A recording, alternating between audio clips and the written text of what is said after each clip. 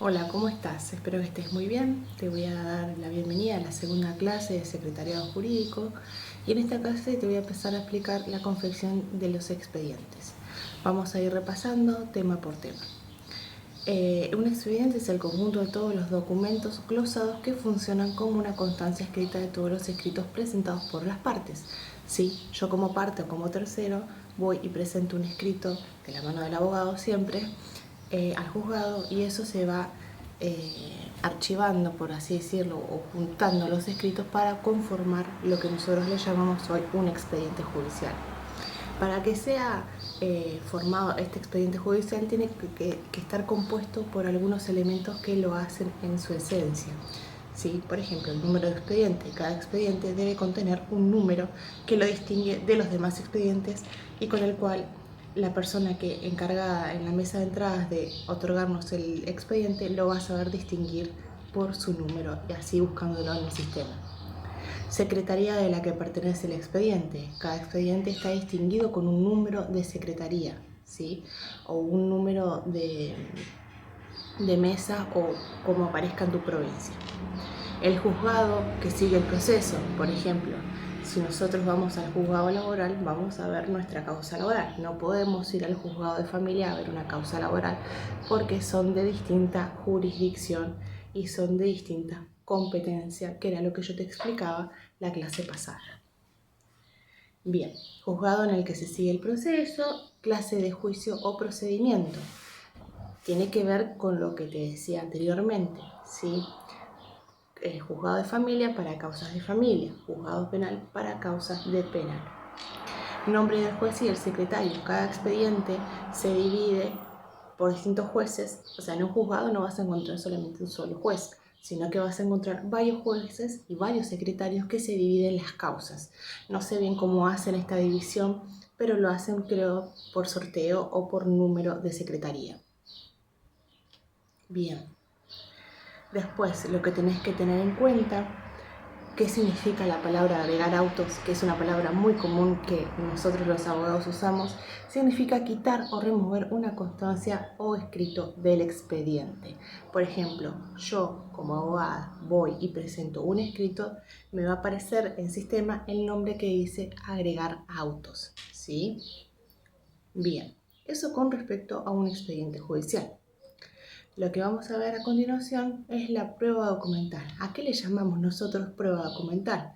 Y acá nos dice que es uno de los medios de prueba utilizado en un proceso judicial para demostrar los hechos que sirven de fundamento a sus pretensiones.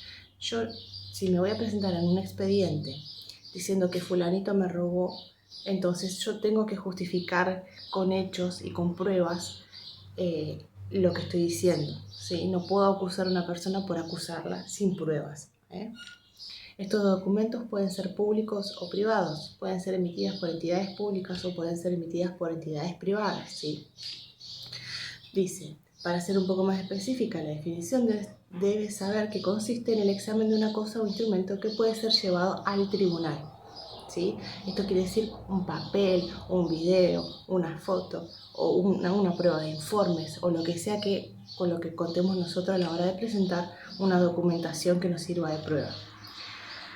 Bien, tenemos literales o declarativos y los no literales o meramente representativos o materiales. Te voy a pasar a explicar. Se basa en que el hecho documentado respectivamente importe o no una declaración de nombre. También puede ser un testimonio, puede servir de prueba, alguien que estuvo presencialmente en el hecho o alguien que lo haya visto.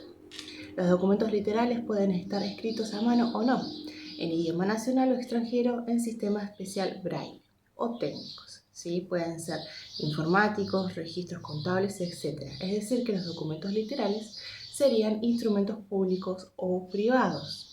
Bien. Y por su parte, los documentos materiales o representativos están constituidos por objetos. ¿Sí? ¿Qué quiere decir esto? Que pueden ser ríos, lagos, inundaciones, bosques. ¿Qué quiere decir esto? Que el hecho se pudo haber consumado ahí o no. Como hechos por el hombre, ¿sí? Fotografías, planos, grabaciones. Generalmente funciona mucho lo que son las fotos y las grabaciones. Bien, Estas pruebas tienen, todas estas pruebas que yo te acabo de mencionar, tienen un valor probatorio para el juez a la hora de constatarlos, ¿sí? Bien. Después vamos a hablar de algo muy importante para nosotros, que es la demanda, ¿sí? Hace referencia a una petición, ¿sí? Cuando yo demando, estoy pidiendo algo, quiero que se me cumpla con algo, ¿sí? No es muy difícil de entender, ya que es una palabra de uso común más hoy en día. En términos legales, las demandas se crean para solventar un conflicto entre las partes, ¿sí? Una demanda judicial es un proceso mediante el cual una parte acusa a la otra para que se le aplique la ley, ¿sí? En este procedimiento se va a llevar a lo que se denomina hoy juicio, en el que el juez y el palco juzgador analiza y decide las posibilidades y defensas de los dos ángulos, ¿sí? Como un partido de fútbol, más o menos. Una demanda busca en la mayoría de los casos que se haga cumplir la justicia. Bien. Las demandas. Bien. Después te dejo acá en la teoría una boleta de iniciación de juicios. Yo para poder presentar una demanda no es que me presento en el juzgado y digo quiero demandar a fulano. No, esto tiene un procedimiento y tengo que pagar porque estoy pidiendo que se le demanda a X persona una boleta, ¿sí? Para que se abra el proceso. Es una boleta que se imprime desde la página del Colegio de Abogados y voy y la pago en el mismo juzgado. Generalmente los juzgados tienen un banco o un lugar para que yo pueda acceder a ese pago y a esa boleta. Te dejo un ejemplo para que lo puedas ver. Después, la mesa de entrada única. Ya habíamos hablado un poco cuando nos tocó hablar de los expedientes, que en todos los juzgados existe una mesa de entrada en la que yo voy a presentar mis documentos, ¿sí? Ya sea una demanda, un escrito, prueba, lo que sea, siempre tiene que haber una mesa de entrada. Bien. La foliatura y los cuerpos, vamos a hablar un poco de eso. Los expedientes pueden llegar a constar de varios cuerpos. ¿Qué quiere decir esto? Que tengo un expediente así de gordo y arriba tengo otra parte. Esto se divide en cuerpos y los cuerpos se dividen en partes también, ¿sí? Tengo el cuerpo número 1, el cuerpo número 2, el cuerpo número 3. Puedo tener hasta un montón de cuerpos en un mismo expediente que puede ser así de gordo, ¿sí? Bien. Y también importante saber que cada expediente tiene una foliatura. En vez de decirle lo que se entiende hoy por número de página, lo comprendemos como foliatura, ¿sí? Foliatura 1, 2, 3, que es el número donde está ubicado el escrito que nosotros estamos buscando, ¿sí? Que tiene que tener algunas de las características, correlación. Tiene que tener un orden correlativo, como un libro más o menos. Constancia de copias.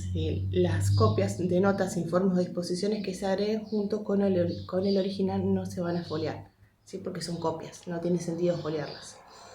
Un orden cronológico. La foliatura debe disponerse en el orden correlativo a su incorporación. No puedo ubicar la página número 1 al final porque es la página número 1, ¿sí? ¿Se entiende? Es como un libro en donde tiene sus capítulos y tiene sus títulos, entonces no puedo adelantarme a un capítulo para poder llegar al final, no tiene sentido. Ubicación de un expediente dentro y fuera del juzgado. Recurrimos al juzgado que nos compete y debemos consultar alguna información que nos están pidiendo desde el estudio. Debemos tener en cuenta los diferentes estados en que permanecen los expedientes, que pueden ser los siguientes. Por ejemplo, si yo hoy como abogada te pido a vos que busques un expediente en letra, ¿esto qué significa? Que el expediente esté en su casillero, porque cada expediente sale por día y está en el casillero. ¿Qué significa en letra? Que está a la mano de la persona que me va a atender, está a la mano, o sea que está a disposición en letra, ¿sí? A despacho significa que lo puede tener tanto el secretario como el juez y no está disponible para que nosotros lo podamos consultar. En vista significa que el expediente no está en el juzgado, que puede ser enviado a otro lugar, ¿sí? Para que se lo analicen por pruebas o lo que sea que nosotros hayamos pedido. En fiscalía significa que fue remitido al fiscal. Preparalizado, el expediente fue sacado de su casillero para proceder a su paralización, es decir, como no hubieran actuaciones nuevas, el expediente queda paralizado, ¿sí? Y el próximo paso es que quede archivado. Archivado significa que ya fue paralizado hace mucho tiempo y que está en un archivo junto con millones de expedientes más. Es conveniente siempre, y acá te lo pongo para que lo sepas, que antes de que vayas al juzgado y te tomes el tiempo, consultes por sistema a ver si ese expediente está disponible. Muchas veces las personas trabajadoras de los juzgados se enojan un poco porque somos un poco colgados los abogados con este temita. Y por último, el préstamo de los expedientes. Esto se hace, ¿sí?, con un escrito en donde se pide un préstamo a dicho expediente, que lo podemos llevar al estudio y lo podemos tener de 2 a 3 días, depende de la provincia en donde estés, y podemos consultar algunas de las actuaciones que nos estén pidiendo. Los escritos con y sin copia, ¿sí? Cada vez que nosotros presentemos un escrito al juzgado, siempre tiene que ir con una copia. Una para el juzgado y otra para armarnos nuestro propio expediente en nuestro estudio jurídico. Porque muchas veces puede pasar que hasta los mismos juzgados pierdan los escritos o siempre pasa algo. Así que siempre es preferible tener una copia que esté sellada por el juzgado en el que presentamos el escrito. Bien, espero que hayas entendido la unidad número 2 y cualquier duda me puedes consultar.